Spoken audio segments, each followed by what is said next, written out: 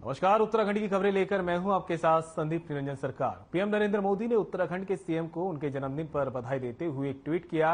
उन्होंने सीएम पुष्कर सिंह धामी को जन्मदिन की हार्दिक शुभकामनाएं दी हैं और साथ ही उन्होंने कहा कि वे युवाओं की आकांक्षाओं पर ध्यान केंद्रित करते हुए उत्तराखंड के विकास के लिए सराहनीय प्रयास कर रहे हैं। उनके लंबे और स्वस्थ जीवन के लिए प्रार्थना करता हूं। पीएम मोदी की बधाई पर सीएम धामी ने पीएम को धन्यवाद करते हुए कहा कि पीएम के आशीष और स्नेहपूर्ण शुभकामनाओं के लिए हृदय की गहराइयों से आभार व्यक्त करता हूं। पीएम के मार्गदर्शन में हम उत्तराखंड को देश के अग्रणी राज्यों में शामिल करने हेतु निरंतर कार्य कर रहे हैं।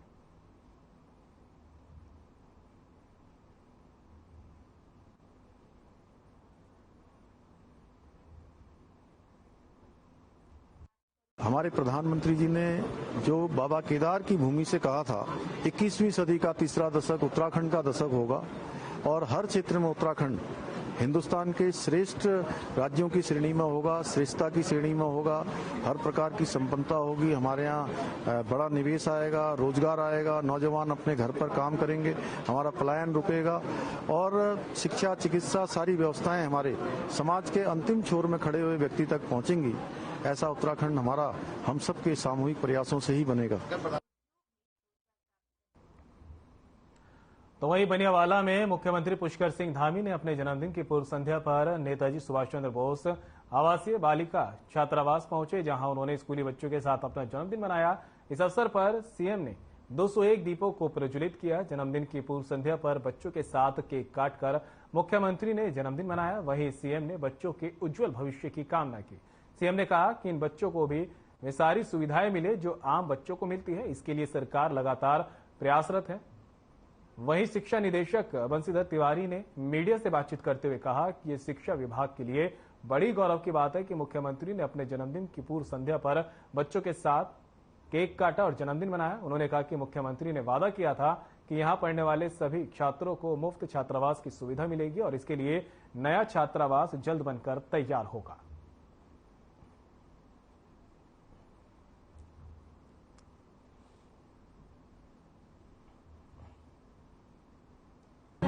बहुत भाव विभोर यहाँ पर आकर हो रहा हूँ और इस छात्रावास में इस वर्ष के पहले दिन भी आया था। इन बच्चों को देखकर मेरे अंदर भी एक बचपन है वो पुनः स्मरण में आता है और कहीं न कहीं इन्हीं स्थितियों में हम सब भारतीय हैं और ऊर्जा प्राप्त होती है और इनके बीच में आने का यह भी उद्देश्य रहता है क्योंकि ये एक ऐसे समाज से निकले हुए बच्चे हैं जो समाज का अंतिम छोर है।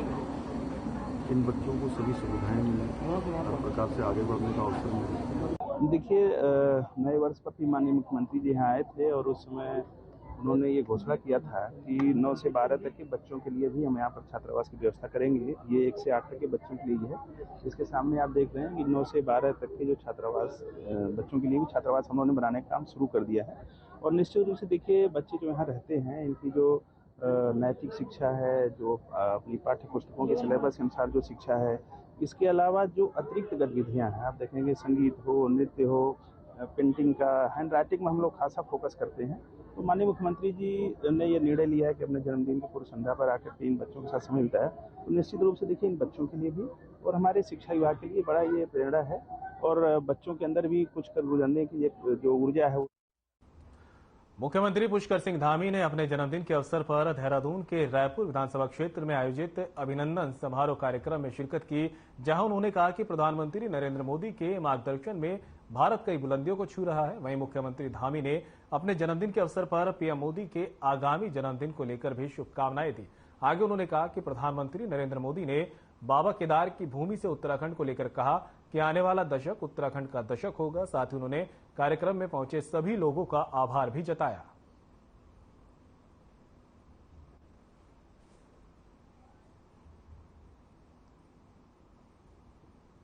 मोदी जी के नेतृत्व में देश की आजादी के बाद पहली बार ऐसा कालखंड आया है कि पूरी दुनिया के अंदर भारत का मान सम्मान और स्वाभिमान और पहचान पूरे विश्व के अंदर बढ़ी है और हर दृष्टि से जो लोग भारत को किसी मैं कहता हूं कि उतनी प्रखरता से नहीं लेते थे, उतनी गंभीरता से नहीं सुनते थे।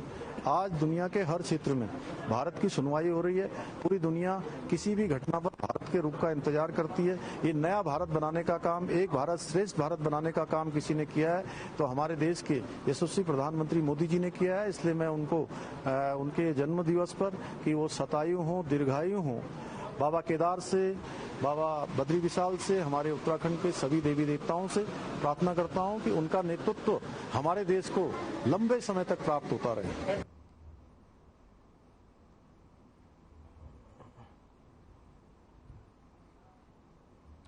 सीएम पुष्कर सिंह धामी के जन्मदिन के मौके पर बीजेपी कार्यकर्ता अलग अलग जगह पर अलग अलग तरीके से उन्होंने धामी का जन्म दिवस मनाते हुए उनके दीर्घायु की कामना की।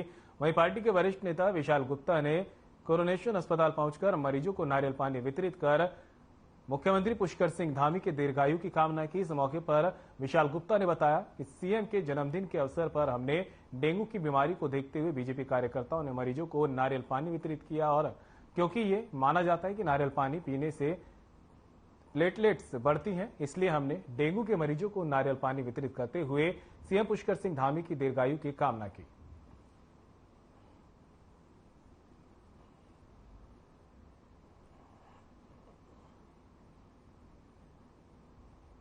सीनियर बीजेपी के कार्यकर्ता आए थे, विशाल गुप्ता जी, विधायक जी को भी आना था, वो नहीं आ पाए। तो पीएमएस में उनका आदेश था कि पूरे वार्डों में जहाँ जहाँ हमारे डेंगू मरीज हैं उनको जो है वितरण किया गया यहाँ पर नारियल पानी, और हमने पूरा सहयोग साथ में दिया एक विभाग के नाते। हम जो है मुख्यमंत्री दीर्घायु की कामना करते हैं पूरे चिकित्सा स्वास्थ्य परिवार कल्याण विभाग की ओर से, और दिन रात चौगनी करें मुख्यमंत्री जी हमारे, और भगवान बद्री विशाल से उनकी दीर्घायु की कामना करते हैं पूरे विभाग की ओर। आज युवा संकल्प दिवस के रूप में पूरे प्रदेश के अंदर प्रदेश के यशस्वी मुख्यमंत्री आदरणीय पुष्कर सिंह धामी जी के जन्मोत्सव को हर कार्यकर्ता भारतीय जनता पार्टी का और जन मना रहा है। आज उसी के ध्यान रखते हुए, क्योंकि ये महामारी डेंगू की, यहाँ बहुत लोग इससे ग्रस्त में आए, उनके स्वास्थ्य की लाभ की कामना के लिए माननीय धामी जी लगातार मॉनिटरिंग कर रहे हैं। लगातार और स्वास्थ्य विभाग के साथ वार्ता करते हुए क्या लाभ दिया जा सकता है। आयुष्मान कार्ड के लिए भी अनेक ऐसी योजनाएं जो राशन कार्ड के बिना नहीं बनता था, जो वोटर आईडी के साथ बनता था, अब सारी चीजें जोड़ दी है।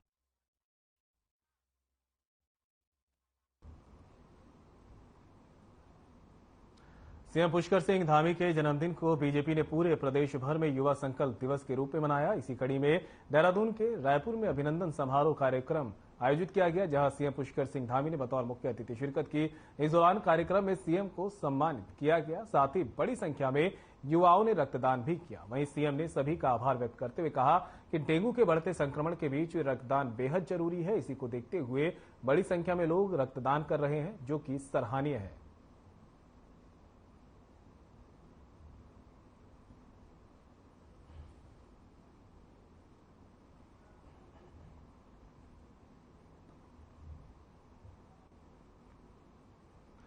प्रदेश के मुख्यमंत्री पुष्कर सिंह धामी के जन्मदिवस के अवसर पर बद्रीनाथ धाम में महाभिषेक और केदारनाथ धाम में रुद्राभिषेक और हवन यज्ञ संपन्न हुआ। साथ ही मंदिर समिति के सभी मंदिरों में विशेष पूजा अर्चना हुई। इस अवसर पर मुख्यमंत्री की आरोग्यता, दीर्घायु और प्रदेश की सुख समृद्धि की कामना की गई। बद्रीनाथ केदारनाथ मंदिर समिति के अध्यक्ष अजेंद्र अजय ने मुख्यमंत्री पुष्कर सिंह धामी को जन्मदिन की शुभकामनाएं दी हैं। इस अवसर पर प्रभारी अधिकारी गिरीश देवली, धर्माधिकारी राधाकृष्ण थपलिया, वेद पाठी, रविंद्र भट्ट, राजेंद्र सेमवाल, विवेक थपलियाल, अनसुईया नोटियाल सहित सभी अधिकारी कर्मचारी मौजूद रहे। इस अवसर पर मिष्ठान वितरण भी किया गया।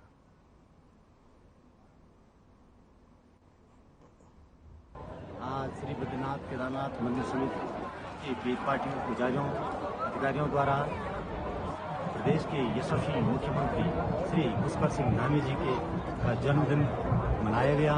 इस शुभ अवसर पर भगवान केदारनाथ जी का ब्रह्मकमल से अभिषेक करवाया गया। उनके जीवन की शुभकामना हेतु भगवान केदारनाथ से प्रार्थना की गई।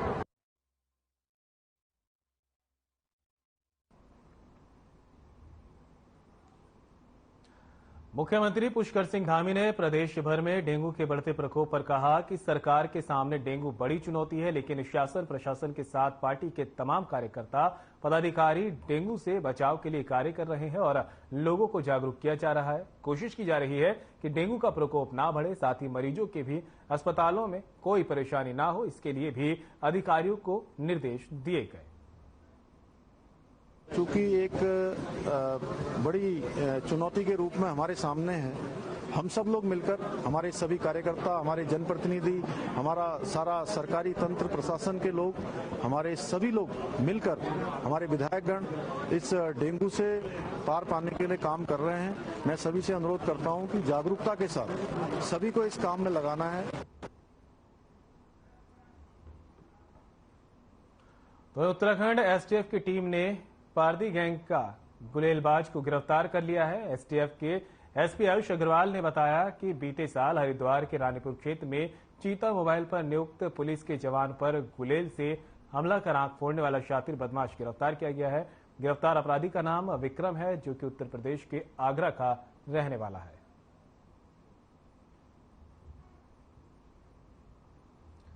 देहरादून से खबर बता रहे हैं आपको, जहां पर पुलिस की गिरफ्त में गुलेलबाज आया है। एसटीएफ को बड़ी कामयाबी मिली है, शातिर बदमाश को यहां पर गिरफ्तार किया गया है।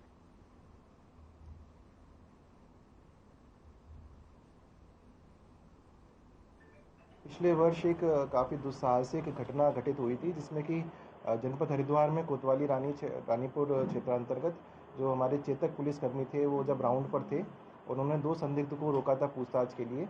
उसी समय पर अन्य लोगों के जो उनके साथी थे, उनके द्वारा उन पर गुलेल से हमला किया गया था, जिसमें कि हमारा एक पुलिसकर्मी था जिसकी जो आंखों में वो गुलेल लगी थी और उसका परमानेंट डैमेज हो गया है आइज़ का। तो काफ़ी दुस्साहसिक घटना थी। इसमें जब इन्वेस्टिगेशन की गई तो 7 लोगों के नाम सामने आए थे। ये सभी लोग जो पारदी ट्राइब है उससे बिलोंग करते हैं। इसमें से 6 लोगों को हरिद्वार पुलिस के द्वारा पिछले वर्ष ही गिरफ्तार कर लिया गया था। इसमें से एक जो मुख्य आरोपी था जिसने हमला किया था, वो फरार चल रहा था पिछले 1.25 साल से।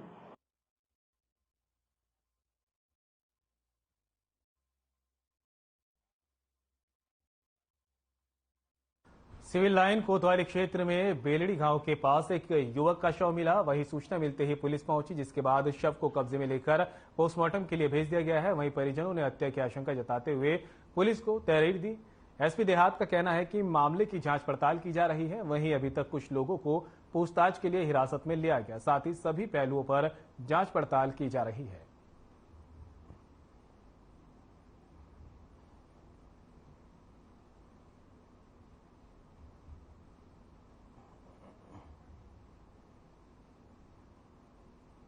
पुत्र सतवीर, उम्र लगभग 20-22 वर्ष का शव संदिग्ध परिस्थितियों में खोटी से टंगा हुआ प्राप्त होने की सूचना प्राप्त हुई थी। इस सूचना पर सीओ रोड की इंस्पेक्टर सिविल लाइन और हम सब वहां मौके पर पहुंचे थे।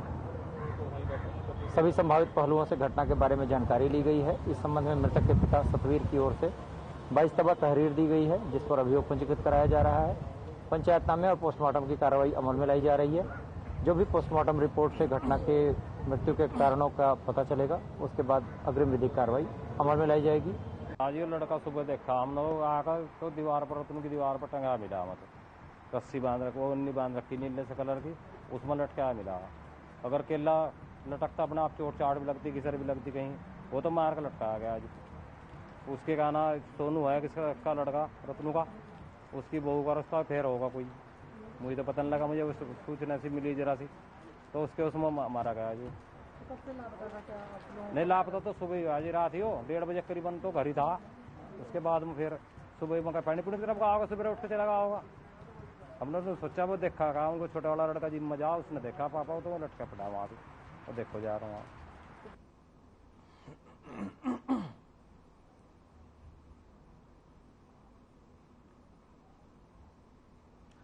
तो वहीं तुंगनाथ घाटी में 13 सितंबर को हुई घटना इतिहास के पन्नों में दर्ज हो गई। एक बार फिर पहाड़ की नारी सब पर भारी पड़ी। दरअसल तुंगनाथ घाटी में पीढ़ी दर पीढ़ी रोजगार कर रहे मूल निवासियों को खदेड़ने आए प्रशासन और वन विभाग की टीम को उल्टा महिलाओं ने ही खदेड़ दिया। वहीं महिलाओं की हिम्मत देखिए, जैसे ही जेसीबी एक ढाबे को तोड़ने के लिए आगे बढ़ी तो कुछ स्थानीय महिलाएं जेसीबी के ऊपर ही चढ़ गई। तस्वीरें इस बात की गवाही दे रही है कि किस तरह महिलाओं ने अपनी जान की बाजी लगाई और दावों पर एक भी आंच नहीं आने दी। स्थानीय लोगों का कहना है कि इस दौरान महिलाओं के साथ अभद्रता की गई, उनके कान के कुंडल तक निकाल दिए गए, कई महिलाओं पर चोटें भी उनको आई है और उनकी चूड़ियां तक टूट गई।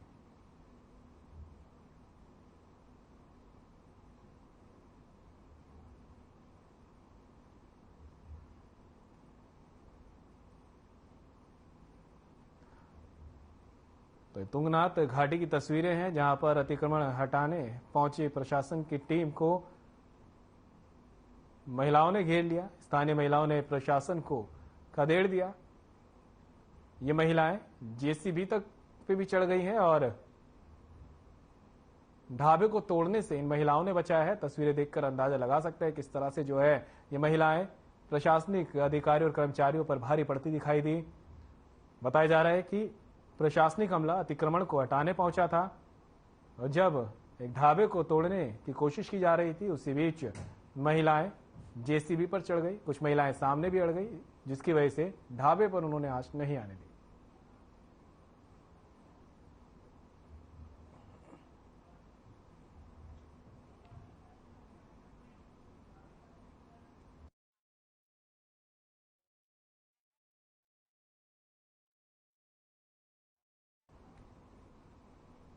तो वहीं देहरादून में युवा संकल्प दिवस कार्यक्रम का आयोजन किया गया। सीएम पुष्कर सिंह धामी शिरकत की और क्या कुछ कहा, आइए आपको सुनाते हैं।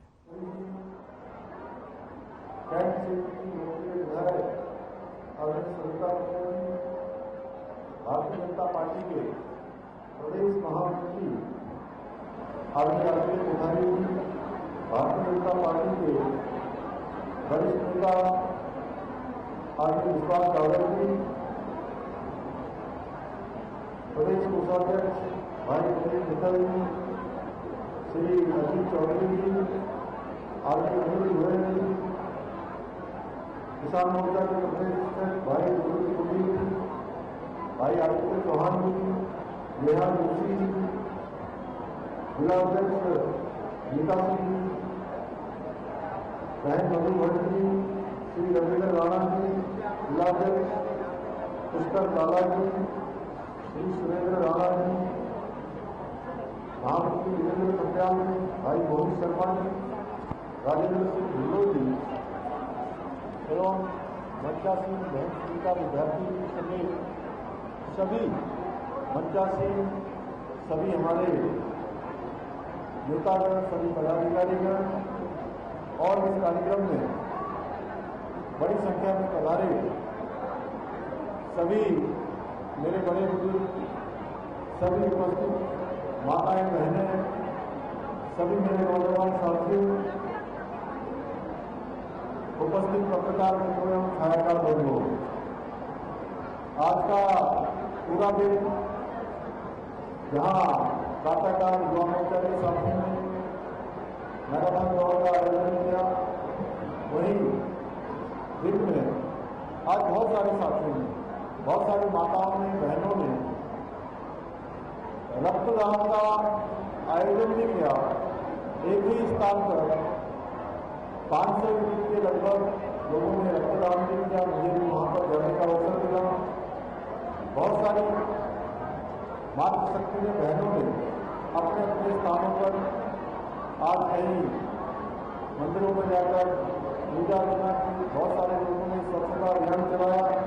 प्रदेश भर के अंदर अनेक स्थानों पर वृक्षारोपण के भी अनेकों कार्यक्रम किए गए, स्वच्छता के भी अनेक कार्यक्रम किए गए और आज ये सब कार्यक्रम शुरू होकर लगातार 2 अक्टूबर तक सेवा पखवाड़ा का आदरणीय प्रधानमंत्री जी का जन्मदिवस है और उनके पूरे पखवाड़े भर ये सब कार्यक्रम चलने वाले हैं।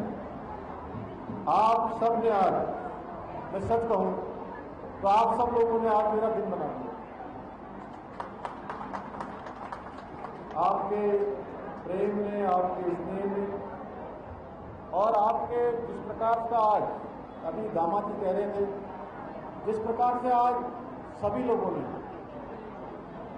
अपने इस भाई का, इस बेटे का, अपने इस साथी का जिस प्रकार से आज आपने जोश बढ़ाने का काम किया, इस प्रकार से मेरा उत्साह और ऊर्जा बढ़ाने का काम किया।